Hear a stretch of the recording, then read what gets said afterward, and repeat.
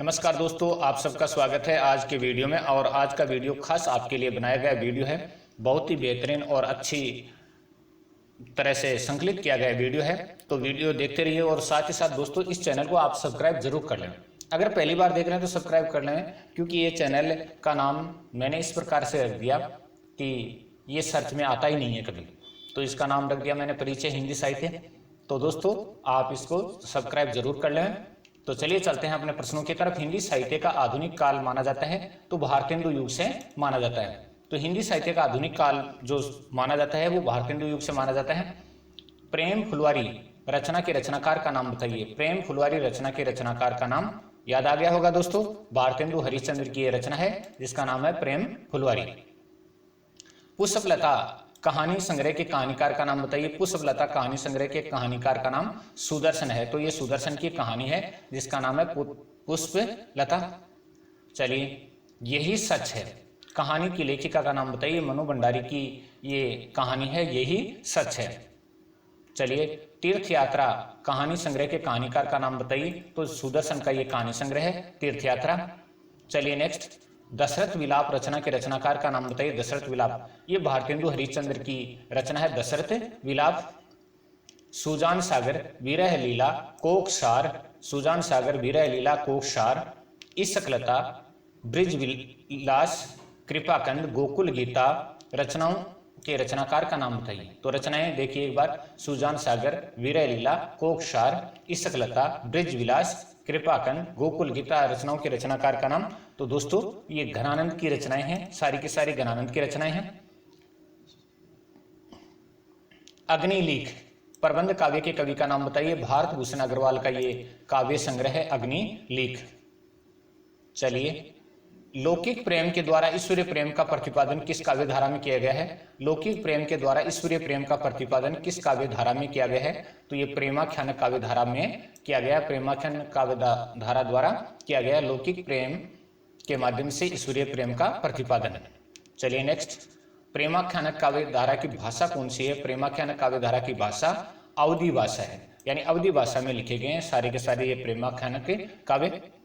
Next है, किस काव्य धारा में अधिकांश नाम नायिकाओं के नाम के आधार पर रखे गए हैं। तो ये प्रेमाख्यानक काव्य धारा में रखे गए हैं। प्रेमाख्यानक काव्य धारा में अधिकांश नाम है वो नायिकाओं के नाम के आधार पर रखे गए हैं। नेक्स्ट है, मिलन खंड काव्य की रचना किसने की। मिलन खंड काव्य की रचना रामनरेश त्रिपाठी ने की थी। मिलन खंड काव्य है और इसकी रचना रामनरेश त्रिपाठी ने की थी। चलिए, सूर्य का स्वागत काव्य संग्रह के कवि का नाम बताइए। दुष्यंत कुमार का ये काव्य संग्रह है सूर्य का स्वागत। नेक्स्ट है, मेरा वतन कहानी के लेखक का नाम बताइए। विष्णु प्रभाकर की एक कहानी है जिसका नाम है मेरा वतन। नेक्स्ट है, पुल टूटने से पहले पुल टूटने से पहले कहानी के लेखक का नाम बताइए। विष्णु प्रभाकर की एक कहानी है पुल टूटने से पहले। चलिए नेक्स्ट, जिंदगी एक रिहर्सल कहानी के लेखक का नाम बताइए। तो ये विष्णु प्रभाकर की कहानी है जिंदगी एक रिहर्सल। चलिए नेक्स्ट, प्रेम मार्ग का ऐसा प्रवीण और धीर पथिक जमादानी का ऐसा दावा करने वाला ब्रजभाषा का दूसरा कवि नहीं हुआ। तो प्रेम मार्ग का एक ऐसा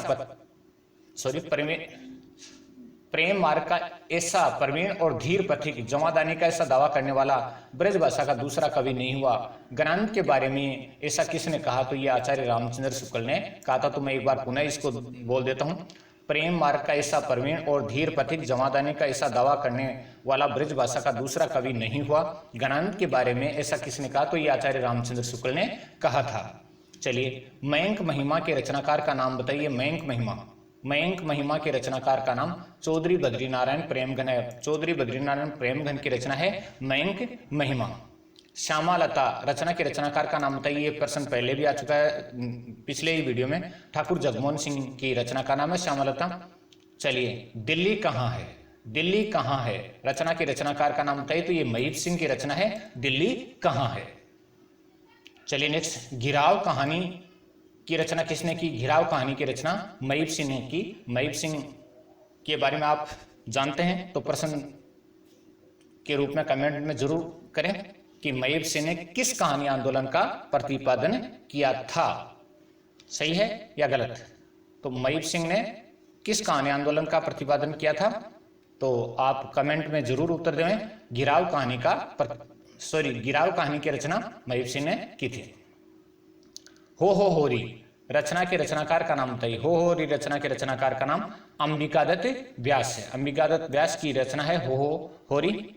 ठाकुर बुंदेलखंडी का पूरा नाम क्या था? ठाकुर बुंदेलखंडी का नाम ठाकुर दास यानी लाला ठाकुरदास था। ठाकुर बुंदेलखंडी का पूरा नाम लाला ठाकुरदास था।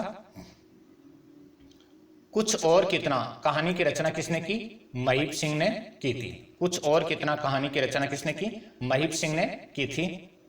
बिखरे मोती कहानी संग्रह की लेखिका का नाम बताइए। सुभद्रा कुमारी चौहान का ये कहानी संग्रह है बिखरे मोती। चलिए, कितने संबंध कहानी के रचयिता का नाम बताइए। तो ये महिप सिंह की कहानी है कितने संबंध। चलिए नेक्स्ट, ठाकुर बुंदेलखंडी का जन्म कब हुआ? 1823 में ओरछा में हुआ था। 1823 में यानी संवत है ये, संवत 1823 में ओरछा में हुआ था ठाकुर बुंदेलखंडी का जन्म। ठाकुर बुंदेलखंडी किसके दरबारी कवि थे? तो ये जैतपुर के राजा केसरी सिंह के दरबारी कवि थे। जैतपुर के राजा केसरी सिंह के दरबारी कवि थे ठाकुर बुंदेलखंडी। नेक्स्ट है, ठाकुर बुंदेलखंडी का परलोक गमन कब हुआ? संवत 1880 के लगभग ठाकुर बुंदेलखंडी का परलोक गमन हुआ था, यानी उनका देहावसान हुआ, उनका जो देह काल हुआ। हंस जवाहिर की रचना किसने की? हंस जवाहिर की रचना किसने की? तो हंस जवाहिर की रचना कासिम शाह ने की थी। कासिम शाह ने हंस जवाहिर की रचना की थी। चलिए नेक्स्ट, मृग्यावती की रचना किसने की?